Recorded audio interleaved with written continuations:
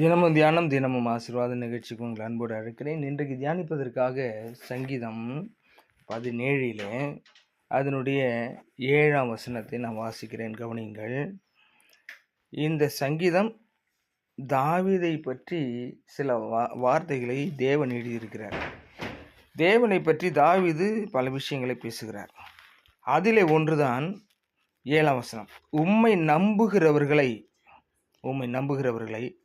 அவர்களுக்கு விரோதமாய் எழும்புகிறவர்களை நின்று உமது வலது கரத்தினால் தப்புவித்து ரட்சிக்கிறவரே, உம்முடைய அதிசயமான கிருபையை விளங்க பண்ணும். இந்த கால வேளையிலே நாம் கர்த்தரை முழு இருதயத்தோடு நம்பியிருப்போம் என்று சொன்னால், நமக்கு விரோதமாக யார் எழும்பினாலும் அவர்களுடைய கையிலிருந்து கர்த்தர் நிச்சயமாய் உங்களையும் என்னையும் மீட்பார்.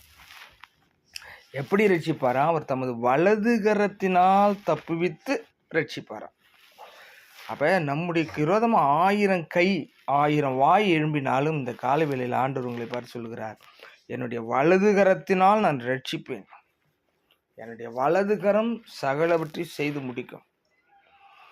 அப்போ இது எப்படி இருக்குன்னு சொன்னால், அற்பமாய் ஒன்றுமில்லாமல் பலன் இல்லாமல் இவனால் ஒன்று செய்ய முடியாது, இவனுக்கு விரோதமான எது செய்தாலும் யாரும் கேட்கறதுக்கே ஆள் இல்லை என்ற சூழ்நிலையில் இருக்கக்கூடிய நிலையில் இருக்கிற மக்கள், தேவனை நம்பி இருக்கிற மக்களுக்கு இது ஒரு பெரிய ஒரு நம்பிக்கையின் செய்தி. என்னன்னா, அவர்களுடைய கண்களுக்கு எதிராகவே கர்த்தர் என்ன செய்வார்னு சொன்னார், உம்முடைய அதிசயமான கிருபையை விளங்க பண்ணும் என்ற வார்த்தையின்படி அவருடைய அதிசயமான கிருபை, அமேசிங் கிரேஸ், ஆச்சரியமான விவரிக்க முடியாத ஒரு கிருபை அவரை நம்பி இருக்கிறவர்களுக்கு இந்த வேளையிலே வந்து இறங்கும்.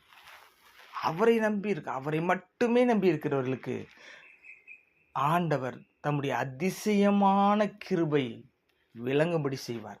அப்போ எதிரிகள், அடடா ஒன்றுமே செய்ய முடியாது, எழும்ப முடியாதுன்னு நினச்சோம், சாதிக்க முடியாதுன்னு நினச்சோம், எப்படி இதெல்லாம் நடந்ததுன்னு அவர்கள் ஆச்சரியப்படுவார்கள். ஆகவே நம்ம கர்த்தரை மட்டும் நம்புவோம். இந்த காலவேளையிலே கர்த்தர் நமக்காக யாவற்றையும் செய்து முடிப்பார். அவரால் கூடாத காரியம் என்று ஒன்றுமே இல்லை. ஆகவே இந்த சங்கீதம் 17:7 எப்பொழுதும் இருதயத்திலே ஓடிக்கொண்டு இருக்கட்டும். நீங்கள் அதற்கு மேலே இருக்கிற வசனத்தை பார்த்தீங்கன்னா, தாவீது சொல்கிறார், ராக்காலத்தில் என் இருதயத்தை பரிசோதித்து பார்த்தும் அதில் ஒன்றும் காணாது இருக்கிறேன். அப்படிப்பட்ட அனுபவம் நமக்கு ஒவ்வொரு நாளும் காணப்படட்டும். கர்த்தருடைய அந்த கிரியை, கர்த்தருடைய கனி, கர்த்தர் நம்ம இடத்துல எதிர்பார்க்கிற காரியங்கள் நிச்சயமாக இருக்கும் என்று சொன்னார். அவரை நான் நம்பி இருக்கிற சூழ்நிலை கர்த்தர் நிச்சயமாக கைவிட மாட்டார். கர்த்தர் உங்களை ஆசீர்வதிப்பாராக. ஜெபிப்போம். நீங்கள் அன்பு நிறைந்த தகப்பனே, இந்த நல்ல காலை வேளையிலே தியானிப்பதற்கு இந்த வார்த்தை எங்கள் இருதயத்திலே போட்டிறேன். இந்த சத்தத்தை கேட்கிற ஒவ்வொருவருக்கும் உம்முடைய அதிசயமான கிருபையை விளங்கப்படும். இயேசுவின் நாமத்தில் மனதார் ஆசீர்வதித்து ஜெபிக்கிறோம் நல்ல பிதாவே, ஆமென்.